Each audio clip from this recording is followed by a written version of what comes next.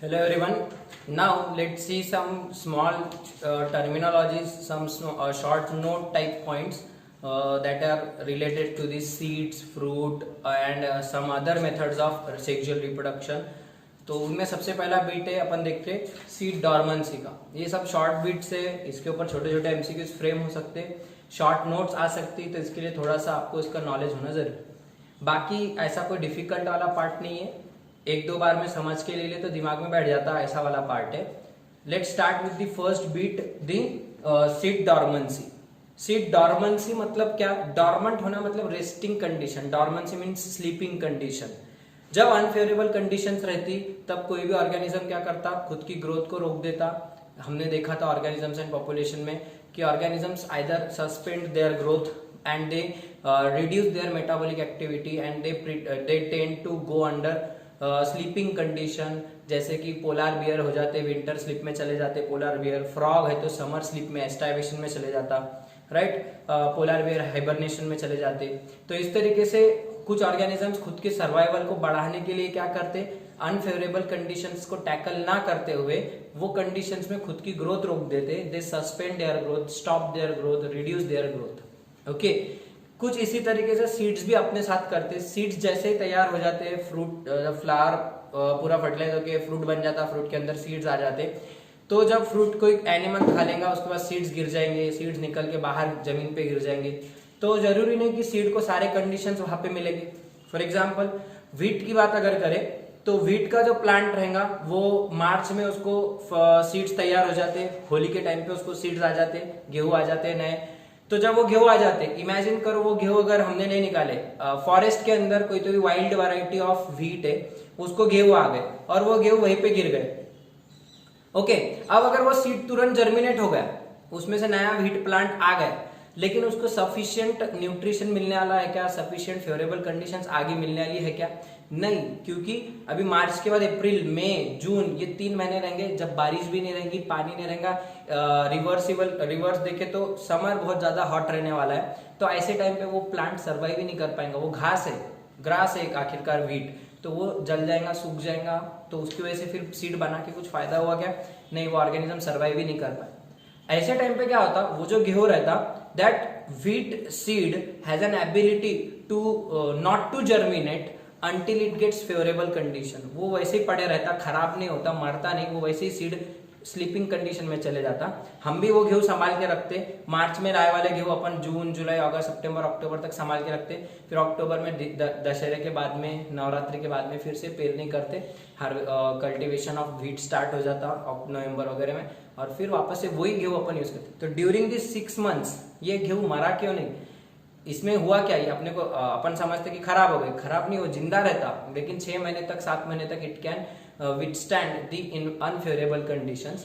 तो ये जो कंडीशन है, ये जो स्टेज है कोई भी सीड की, इस तरीके से खुद को जिंदा रखना, but by reducing its own metabolic activities. So this stage of sleeping stage is known as seed dormancy.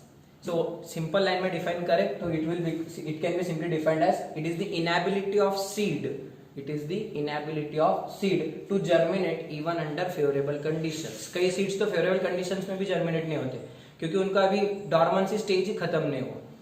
जब वो dormancy stage खत्म होगा उतने टाइम के बाद ही वो seed germinate होगा। Okay, so it is the inability of seed to germinate even under favorable conditions is known as seed dormancy। What happens during seed dormancy? The growth of embryo is arrested. Growth of embryo is arrested. Arrest होना मतलब रुक जाना, stop हो जाना। Embryo grow नहीं होगा तो क्या होगा? एम्ब्रियो के पार्ट्स क्या रहते हैं? Embryonal axis having प्लीम्यूल, radical, प्लीम्यूल will grow into shoot system, radical will develop into root system। तो प्लीम्यूल ग्रो नहीं होगा, रेडिकल ग्रो नहीं होगा, कोई प्रकार की मेटाबॉलिक एक्टिविटी वो सीड में दिखाई नहीं देंगी। तो इसके लिए फिर means what? This seed is not growing, seed is not about to germinate. So this is the arresting of the growth of embryo. तो सीड ग्रो नहीं होगा। ओके, तो क्या होता है सीड डॉर्मेंसी में? Growth of embryo is arrested even under favourable condition.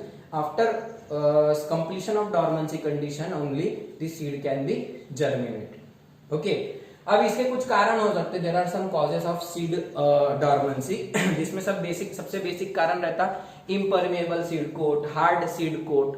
Impermeable seed coat, पानी नहीं जा पाता अंदर, तो सीड कोट बहुत हार्ड रहता, कड़क रहता, तो उसकी वजह से अंदर ही पानी नहीं जाएगा तो सीड जर्मिनेट ही नहीं हो पाएगा। So that are the two main causes. Okay, तीसरा micropyle is also blocked some time. Micropyle जो रहता सीड के ऊपर एक छोटी सी opening through which water can enter, so वहां पे मिट्टी बैठ जाती, कचरा वगैरह बैठ जाता, धूल वगैरह, डस्ट पार्टिकल्स बैठ जाते, so micropyle gets blocked and the seed can not germinate. पानी अंदर नहीं जाएगा तो जर्मिनेशन नहीं होगा। Sometimes another reason is there that embryo is immature. Seed पूरी तरह से मैच्योर ही नहीं हुआ, ठीक से उसकी ग्रोथ ही नहीं हुई, तो एम्ब्रियो इमैच्योर रहेगा तो भी सीड जर्मिनेट नहीं हो पाएगा। Light sensitivity is also seen in certain cases. Light, अगर प्रेजेंस ऑफ लाइट रहा तो सीड जर्मिनेट ही नहीं होता। कई सीड्स अंधेरे में जर्मिनेट होते, जैसे कि हम रात में कुछ सीड्स भिगा के रखते हैं, मटकी वगैरह आपने देखे होंगे, जो कुछ भी कड़ धान्य रहते हैं अपन रात में उनको पानी में भिगा के रखते, कपड़े में बंद करके, क्योंकि वो उजाले में ठीक से जर्मिनेट नहीं हो पाते। तो लाइट सेंसिटिविटी एक इंपॉर्टेंट रीजन रह सकता seed dormancy. Then presence of certain chemicals called germination inhibitors is also one of the cause of seed dormancy. Germination inhibitors means they will inhibit the seed germination. इसमें कुछ 3 chemicals बहुत important है, you should remember this chemicals: abscisic acid, ABA, phenolic acid and para ascorbic acid. ABA मतलब abscisic acid, abscisic acid, it is the major plant growth inhibitor. ये plant की growth को रोकता है, प्लांट की growth को बढ़ावा नहीं देता, ऐसा केमिकल है। स्टोमेटा बंद करना, सेल डिवीजन रोकना, ऐसे कई सारे इनहिबिटरी फंक्शंस ये हार्मोन बताता है। It is one of the plant growth inhibitor. ये अपन 11th में था, plant growth regulators chapter, plant growth and development, वहां पे तुमको ये था। सो ABA is abscisic acid, it is the most important germination inhibitor present in seeds. ये अगर ज्यादा अमाउंट में प्रेजेंट रहा सीड्स में तो सीड जर्मिनेट ही नहीं हो पाता, क्योंकि ये सेल डिवीजन को प्रमोट नहीं करता, जो सेल्स डिवाइड होने वाले उनका डिवीजन रोक देता, ठीक है। एनर्जी कंजम्पशन को रोकता, माइटोकॉन्ड्रिया को एनर्जी बनाने नहीं देता, एरोबिक रेस्पिरेशन रोक देता, मतलब कि हर तरीके से सीड की ग्रोथ को रोकने का ही काम करता। Metabolic activity is highly reduced in presence of ABA। Same effects are seen due to presence of phenolic acid and para ascorbic acid, ये भी वही काम करता। अब जब तक ये केमिकल सीड में प्रेजेंट रहेंगे तब तक वो सीड जर्मिनेट ही नहीं हो पाएगा। तो ये भी एक इंपॉर्टेंट रीजन है, presence of germination inhibitors like this 3 will also lead to failure of seed germination, that is seed will remain dormant stage, in dormant stage. अब इसको ब्रेक करने के कुछ अपन तरीके अपना सकते हैं, methods of breaking seed dormancy. क्योंकि सीड्स है तो जर्मिनेट होने चाहिए, जर्मिनेट होकर नया प्लांट बनना चाहिए। अगर वो जर्मिनेट ही नहीं होगा, क्या काम का वो सीड, फिर नया प्लांट ही नहीं आ रहा तो क्या काम का। तो अपन कई बार क्या करते, जो किसान रहते, farmers, they generally use some methods, natural method, artificial methods, कुछ पुराने ट्रेडिशनल तरीकों से सीड्स को कुछ ट्रीटमेंट देते हैं, उनको बोलते हैं अपन सीड ट्रीटमेंट्स। ओके, जैसे कि उसको गोमूत्र में धोना, पानी में भिगा के रखना, फिर अगले दिन उसको कल्टीवेट करना, पेरनी करना उसकी। तो ये कुछ मेथड्स है, इससे क्या होता है कई सारे सीड्स जो डॉर्मेंट रहते हैं, जो समझ में नहीं आते डॉर्मेंट है यानी, वो भी उनकी डॉर्मेंसी ब्रेक हो जाती है। कैसे? तो पहले वाली मेथड है, देखो, methods of breaking seed dormancy, scarification. Scar मतलब उसके ऊपर कुछ अपन उसको फ्रिक्शन वगैरह देना, उसके ऊपर कुछ इस तरीके से स्क्रैचिंग करना। So it is the softening of seed coat with the help of some sharp knife और शार्प ब्लेड लाइक मटेरियल। कुछ भी बड़े सीड्स है, लार्ज साइज के सीड्स, उनको ऐसे साफ करने का, उनके ऊपर स्कार वगैरह काटी, ऐसा ब्लेड से वगैरह करे, हल्के हल्के से, एकदम सीड टूटना नहीं ऐसा। तो उससे क्या होगा, पानी अंदर जा सकेगा, because the seed coat is hard और it may be impermeable to water. So ऐसे टाइम पे फिर अपन उसको स्कैरिफिकेशन कर सकते। उससे क्या होगा, वो सीड के अंदर पानी जाएगा एंड इट विल इम्बिबिशन होके पानी से एब्जॉर्ब करके दैट सीड कैन जर्मिनेट। तो एक ये मेथड है स्कैरिफिकेशन। नेचुरली ऐसा मिट्टी में अपने आप हो जाता, तुम सीड डाल देते तो मिट्टी जब अपन उसके ऊपर ढक देते तो मिट्टी के पार्टिकल्स में फ्रिक्शन होके घस जाता और सीड के अंदर कहीं ना कहीं ऑटोमेटिकली पानी जा सकता। कई बार माइक्रोबियल एक्टिविटी से भी ये हो जाता काम अपना, सीड पेरनी कर दिए तुमने एक बार, ओके, उसके बाद में माइक्रोब्स जो प्रेजेंट रहेंगे मिट्टी में, माइक्रो ऑर्गेनिजम्स, वो सीड कोट को खाने लगेंगे, सीड कोट पे अटैक करेंगे, तो ऑटोमेटिकली सीड कोट डिस्ट्रॉय होंगे और उसके अंदर से पानी अंदर जा सकता and the seed can germinate. तो ये कई तरीके से हो जाता है। ये सबसे कॉमन मेथड है scarification of removing seed dormance. Stratification is also one method, it is artificial method. अपन करते हैं स्ट्रैटा मतलब लेयर, अपन क्या करते हैं सीड्स को कोई तो भी एक मीडियम में, जैसे कि कोई तो भी ट्रे में वगैरह में डाल देने का, उसमें पहले गर्म पानी डालने का, गर्म पानी मतलब 20-25 डिग्री का पानी डालने का, पहले warm water treatment, for example 15 to 20 degrees, कितना पानी होना गर्म, 15 to 20 डिग्रीज, उसको कुछ घंटों के लिए रख देने का, वो पानी फिर बदल देने का, और सडनली फिर 0 to 10 degrees cold water treatment. उसके बाद में कौन सी ट्रीटमेंट देने का, उसको कोल्ड वाटर ट्रीटमेंट। पहले गर्म पानी की ट्रीटमेंट देने का, कुछ घंटे गर्म पानी में रखने का सीड्स को भिगा के, और उसके बाद कुछ घंटे उसको ठंडे पानी में भिगा के रखना 0 to 10 डिग्रीज की। इससे होता क्या है, जो सीड कोट है पहले वार्म वाटर की वजह से स्वेल होंगी, राइट, गर्म पानी की वजह से चीज स्वेल होती, ठीक है, उसके बाद कोल्ड वाटर डालने से अचानक से श्रिंक हो जाएंगी। ध्यान में आ रहा क्या हो रहा। सो जब वार्म वाटर कोल्ड वाटर की कड़क स्वेलिंग वाली और फिर सडन श्रिंकेज वाली ट्रीटमेंट होंगी, उससे क्रैक्स डेवलप होंगे सीड कोट में, ऑटोमेटिकली अपने को जो चाहिए पानी अंदर जाने के लिए जगह बन जाएंगे।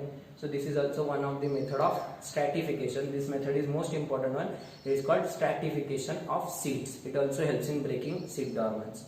Then removal of germination inhibitors. ये केमिकल्स रिमूव कर दो। कैसे रिमूव करेंगे ये chemicals? Simply wash that seed, उसको पानी में डुबा के रखो, उसको गोमूत्र वगैरह की ट्रीटमेंट दो, उसको नीम वगैरह के कुछ पानी, नीम के पत्ते वगैरह जो रहेंगे एज अ डायरेक्टा इंडिका, सो नीम के पत्तों का जूस बना के उसके अंदर डुबा के रख दो। तो इनसे क्या होता, एंटीबैक्टीरियल प्रॉपर्टीज तो जाती जाती, बैक्टीरिया तो मर ही जाते सीड पे के, ठीक है, उसको प्रोटेक्शन भी मिल जाता, प्लस उसके अंदर के जो जर्मिनेशन इनहिबिटर्स है वो पानी के साथ में वॉश ऑफ हो जाते, कुछ सारे उनका अमाउंट कम हो जाता, पानी में डिसॉल्व हो जाते और निकल जाते सीड में से। This will help in removing reducing the content of this germination inhibitor and automatically seed will be now able to germinate due to less amount of this inhibitors. पानी में घुल के निकल जाएंगे तो सीड बढ़ना शुरू हो जाए। Lastly, hormonal treatment is given, chemical treatment is also given. So main hormones that are used for removing seed dormancy are gibberellins, auxins and cytokinins. Gibberellins, auxins and cytokinins. These are the three main hormones that help in removing seed dormancy. जिबेरेलिन्स तो सबसे important है, seed dormancy break करने में सबसे important role play करते हैं, जबकि इसका अपोजिट है सीड डॉर्मेंसी इंड्यूस करने वाला हार्मोन एबी है। ये दोनों पूछते कि कौन से हार्मोन से सीड डॉर्मेंसी बनती, तैयार होती, एबी। कौन से हार्मोन से ब्रेक होती, जिबेरेलिन्स। जिबेरेलिन्स का सोर्स अपन ने देखे थे, Gibberella fujikuroi, it is a fungus, bakanae disease, Yabuta, Sumiki, Kurosawa, कुछ याद आ रहा होगा तुमको। देखो अपन ने microbes in human welfare chapter में प्लांट ग्रोथ हार्मोन का प्रोडक्शन देखे थे from that fungus. So this is that gibberellin. It also helps in elongation of plant material, sugar cane का इलॉन्गेशन वगैरह। ऑक्सिन्स, अपाइकल डोमिनेंस, ओके, और साइटोकाइनेस नाम से समझ में आ रहा, साइटोकाइनेसिस सेल डिवीजन में हेल्प करेगा। So these are the three hormones that help in cell division and promoting seed dormancy, breaking seed dormancy and promoting seed germination. तो इस तरीके से सीड्स कुछ दिनों के लिए खुद की जर्मिनेशन रोक सकते, उसको अपन वापस से जर्मिनेशन होने लायक बना सकते by this method. Some chemicals like nitrates, 5 number का पॉइंट लिख लो, केमिकल्स ट्रीटमेंट, इसमें nitrates are most important, so that nitrates can be used for breaking seed dormancy. अलग अलग नाइट्रेट्स यहाँ पे यूज कर सकते हैं अपन, वो सब अवेलेबल रहते हैं मार्केट में, so that can also break seed dormancy. So these are the methods of breaking seed dormancy. Short note, write a note on seed dormancy, what are the causes and how it can be broken. अगर इस तरीके से आया, कैसा लिखेंगे ध्यान में आ गया, स्टेट बोर्ड में भी दिया है तो आपको ये करना पड़ेगा। It is the inability of seed to germinate in which metabolic activity of seed is highly reduced. It is a kind of structural and physiological adaptation. What is seed dormancy? लिख के रख लो, it is a structural and physiological adaptation. जरा याद करो, अपन ने adaptation के types देखे थे, structural adaptations, physiological adaptations, anatomical adaptations. ये स्ट्रक्चर क्या चेंज होता है इसमें, सीड कोट वगैरह कुछ इम्परमेबल होगा, स्ट्रक्चरल चेंज होगा। फिजियोलॉजिकल क्या होगा, उसकी metabolic activity, physiology, mechanisms, functions उसके रुक गए, तो इसकी वजह से क्या होगा, structural and physiological adaptation to tackle the adverse condition and to increase the chances of survival. So that condition is known as seed dormancy. Okay, so viable seeds cannot germinate even in presence of seed dormancy. They will germinate only after breaking seed dormancy or completion of their seed dormancy phase of seed dormancy. Okay, next bit is here seed viability. Let's see that bit, seed viability. Now seed viability is another short bit. Viability शब्द हमने pollen viability में already देख चुके. Viability मतलब any ability to remain workable, काम करने लायक रहना, उसको वायबिलिटी बोलते हैं. वायबल रहना मतलब काम करने लायक रहना. तो कोई भी सीड वायबल है मतलब क्या, वो सीड काम करने लायक है. सीड का काम क्या होता है, जर्मिनेट होना और जर्मिनेट होकर एक न्यू प्लांट बॉडी में डेवलप होना.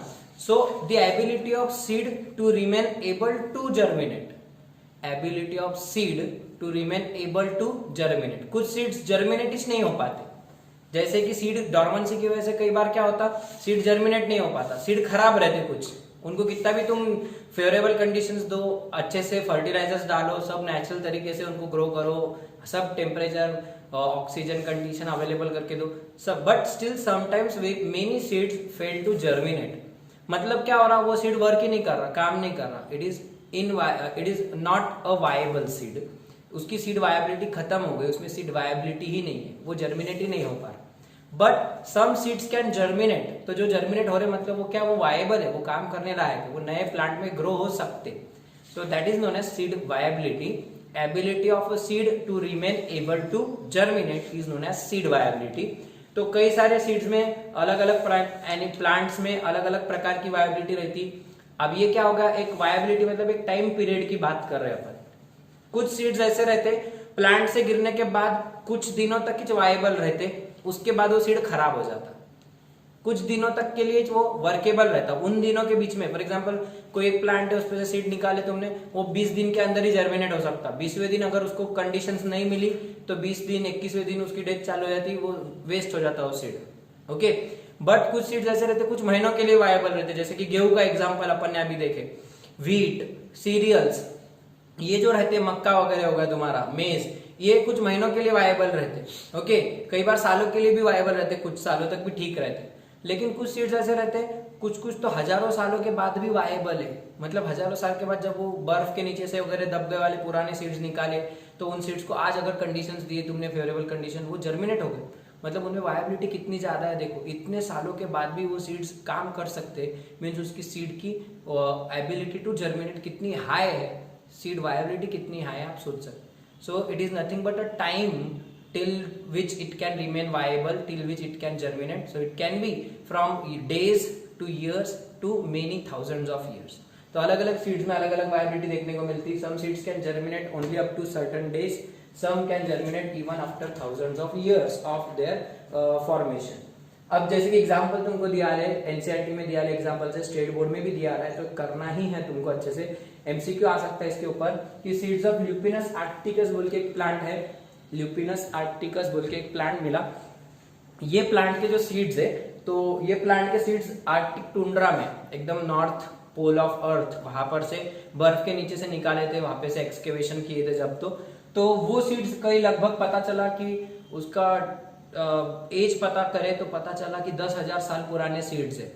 उन सीड्स को जब रीग्रो करे अंडर सुटेबल कंडीशन, तो वो प्लांट फिर से आ गए वहां पे. तो ल्यूपिनस आर्क्टिकस के सीड्स 10,000 साल पुराने होते हुए भी जर्मिनेट हुए. मतलब उनकी सीड वायबिलिटी कितनी ज्यादा है, सोच लो.